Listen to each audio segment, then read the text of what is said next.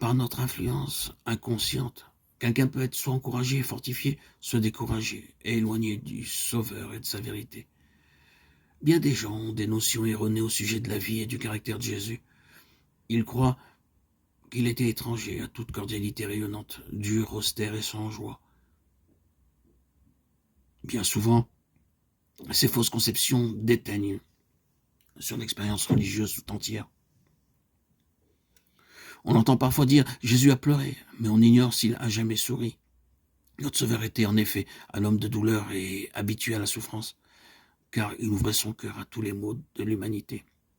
Mais bien que sa vie fût faite de renoncements, de peines et de soucis, son esprit n'était pas abattu. Son visage ne portait pas l'empreinte du chagrin, mais de la plus parfaite sérénité.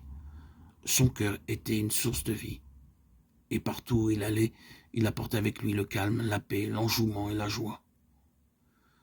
Notre Sauveur était profondément sérieux et intensément préoccupé, mais il n'était jamais taciturne et morose. La vie de ceux qui l'imitent aura un but bien arrêté. Ils auront un sentiment profond de la responsabilité personnelle.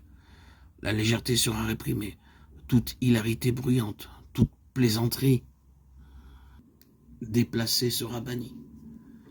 La religion de Jésus nous donne une paix qui coule comme un fleuve. Elle n'éteint pas la joie, ne restreint pas la bonne humeur, n'assombrit pas le visage radieux et souriant.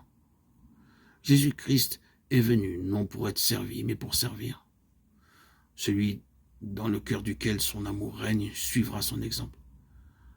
Si nous donnons la première place dans nos souvenirs aux injustices et aux actions peu aimables dont nous avons été victimes de la part de nos semblables, il nous sera impossible de les aimer comme Jésus-Christ nous a aimés. Mais si nos pensées s'arrêtent sur l'amour merveilleux et sur la compassion de Jésus à notre égard, notre attitude envers les autres sera différente.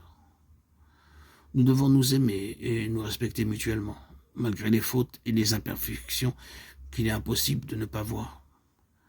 C'est en cultivant l'humilité et la défiance du moi que sera extirpé tout égoïsme étroit et que nous deviendrons magnanimes et généreux. Le psalmiste dit « Confie-toi en l'Éternel et pratique le bien, et le pays pour demeurer, et la fidélité pour pâture. » Psaume 37, 3. Confie-toi en l'Éternel.